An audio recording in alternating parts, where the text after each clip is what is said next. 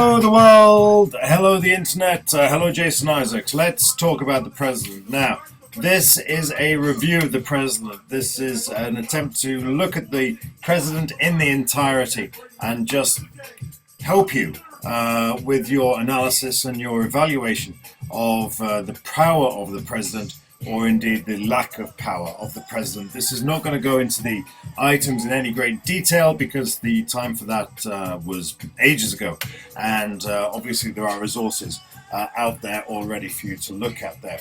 But this really is an attempt just to tackle that question. It's just too big. Well, I don't think so. Here are the sort of short questions you get. These are the long questions you get. And basically, all of the questions there are more or less the same. Well, more or less. The short questions, objects and why they matter. So you need to know about exorb, cabinet, SCOTUS appointments, legislative process, and the vice president. So you'll need to know what they do, what their significance is, and generally speaking, you'll be comparing them with one other thing. You might be comparing exorb with cabinet. You might be looking at the different stages of the legislative process and the president's role, and the vice president, of course, that is all about the essay and the posse. In terms of the longer questions, what we're looking at here are going to be questions either about the impossible job or indeed about foreign policy. Now, this particular presentation is geared more towards the impossible job. Thank you, Snap. And really, in terms of foreign policy, you'll find yourself taking the same questions and looking at the role that Congress plays in that in much more detail. So anyway, we're now going to look at the impossible job, and we're going to look there at the whole issue of power. So how much power does the president have? Yeah, and we'll probably kill it there. So, whoa, didn't mean to do that. If the issue is too big, then the golden rule is always the same. We divide and rule. And so we need to divide presidential power. What's going to be the first cut? Well, I would suggest the first cut is going to be domestic and foreign. And then, of course, the starting point for most of these analyses is always going to be the Constitution. What does the Constitution tell us about presidential power? Well, here it is in very, very short order. And I've decided to break it down in terms of legislative activity, judicial activity, and of course, domestic activity. Executive activity. So that's what the president can do. That's what the Constitution tells us he can do in the domestic arena. In the foreign arena, it's all about fighting and talking. And that's it. These are the powers the president has. Okay, that's what it says. There are various other extra bits that we're going to talk about in a minute. But before we do that, let's just pause and think about the checks that exist on the president. And we're going to go through exactly the same process. We're going to start with the Constitution, and we're going to do it again. We're going to split it into domestic and foreign, and we're going to look at Congress, and we're going to look at the Supreme Court. So this is what Congress can do to try to stymie presidential power. And it's pretty straightforward. Advice and consent, they're looking primarily at appointments on the domestic scene. Power of the purse, so important. Scrutiny, generally lousy. Congress does an appalling job of scrutiny because it's just not a vote winner and they're too busy doing their campaigning. But by the time it gets to impeachment, then obviously it's really quite important. But perhaps more significant is this sole legislative authority, the idea that only Congress can legislate. The president might beg and cajole, but he can't get that legislation through unless Congress really wants it. SCOTUS, well, they sit independently doing their thing, and I don't need to talk about that right now because you should know all about it. Foreign, well, again, let's break it down. Divide and rule. Let's start with Congress's role, and we'll look at fighting, and then we can look at talking. So in terms of presidential checks on the president, that's your general rule there. Fighting and talking, break it down.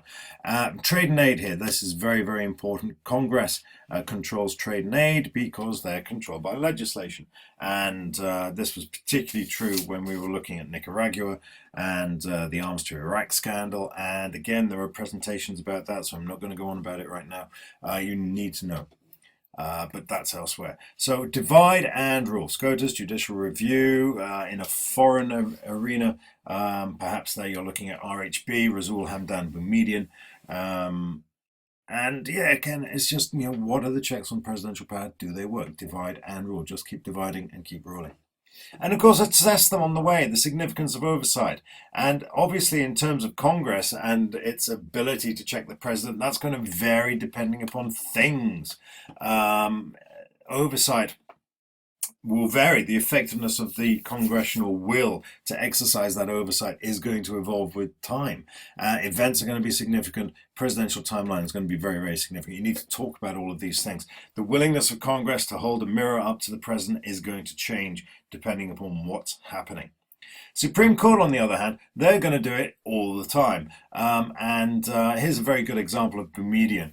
When they overturned the Military Commissions Act in 2006, this was the Supreme Court getting involved. Now, this is actually the dissent in Boumediene. They're saying that we're not going to get involved there. And I can't remember why I put that there. That was probably a very good reason.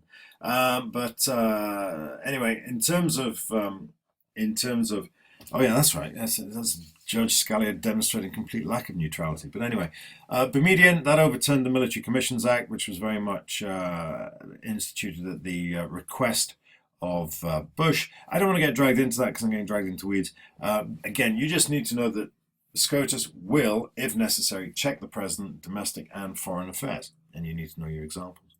This is where the real value comes in. This is where the real value added comes in. And the way in which the president will use the gaps in the Constitution, he will pull and stretch and try to tease the process apart. So the president will try to get a workaround because he wants to get his agenda through. Executive orders, you know all about those. DAPA and DACA is still going through the courts as I speak. You should probably have a look at those and identify exactly what the problem is there. Legislative process, well, that's all about leverage in the middle part. What can the president do? And in terms of SCOTUS, well, you get to a point in your own image, and sometimes that works and sometimes it doesn't. Foreign fighting. Now, I wanted to talk about this one in some detail, largely because of this analogy, Annabelle's party.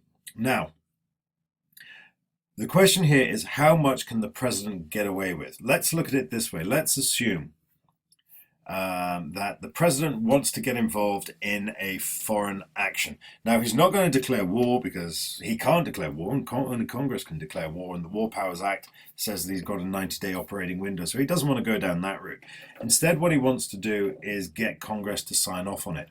And here it becomes a question about how much can he actually get away with.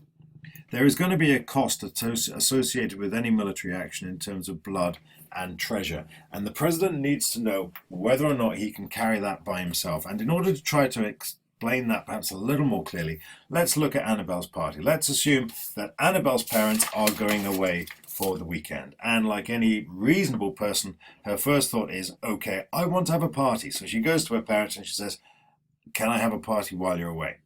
And the parents, not unreasonably, say absolutely no. Now, off they go. Annabelle now has a choice. Does she go and have this party? And there's going to be two things that will be going through her head at this point. Can she afford it?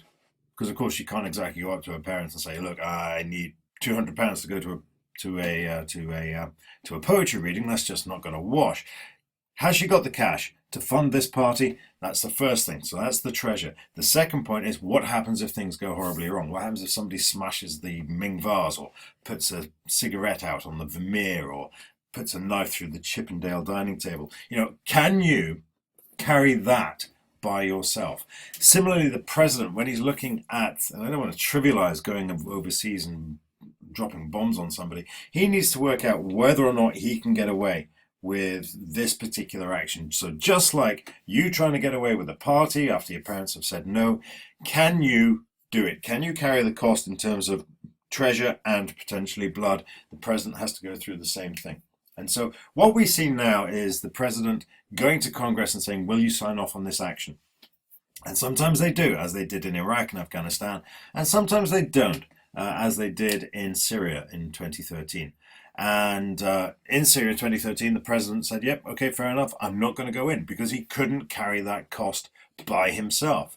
However, in Libya in 2011, when Congress said, we're not going to sign off on this, that he thought he could manage by himself. And so he went in over Congress's objections. And he could do so because there's nothing in the Constitution about that. what's his name? Bill Clinton did the same trick in Kosovo in 1999, and it's a tricky one, and you have my sympathy. It's really a case of how much can the president get away with. It's an informal check. It's in the whole thing is governed by ad hoc rules that are coming up, and I'm getting dragged into this. I have explained this elsewhere. I haven't explained the concept of Annabelle's party in any great detail, and I think on balance I've probably explained it clearer on other occasions. So I hope that helps. But do ping me a question if you're still confused. In terms of talking, executive agreements are new things that have arrived on the scene relatively recently, simply because presidents have struggled to get some stuff through Congress. You'll remember that the Kyoto Treaty famously was not signed. And currently, the Iranian negotiations seem to be framed more in executive agreements than in formal treaties, because there's no guarantee that, well, it's pretty much guaranteed really, that Congress, or sorry, the Senate, was not going to sign off on any treaty with Iran. The thing about these executive agreements is that they're ad hoc arrangements, and they have no legal force, and they die basically with the president when he leaves office. So unless the incoming president chooses to renegotiate and renew those executive agreements, they are essentially temporary ad hoc things. So conclusions. The main conclusion that you always keep coming back to is, to be elected, you have to promise the sun, the moon, and the stars, but once you're in office, the ability to deliver anything is dramatically curtailed. And when you're looking at those questions about the founding fathers and what would they recognize, what would they not recognize in the Constitution, they would be surprised by the exaggerated expectations, the vastly inflated expectations that people have of the president, because he was not supposed to be able to deliver on that. They didn't want to create a king, they didn't want to create an emperor. And I think that one of the interesting things that the current presidential campaign has thrown up is the fact that people are finding that this is probably a good thing. The idea of Trump being in the White House, which at time of going to press is by no means impossible or inconceivable. All of these checks that the Constitution contains are suddenly starting to seem like very, very good ideas indeed. The fact that the president doesn't have a lot of power suddenly becomes quite a pleasing and reassuring thing if we start to think that Trump may one day be sitting in Pennsylvania Avenue. That's really quite a scary concept. But it's out there. Do think about that. And here are some more things. Do go and chase up on these resources. Find this Obama White House video. It's dropped off the BBC. I haven't been able to find it on YouTube. It is definitely out there somewhere. You will find it. And of course, you've got your story files. I've got a stack of story files on the president dealing with executive orders, executive agreements, lots on foreign policy, because it's something that I find absolutely fascinating.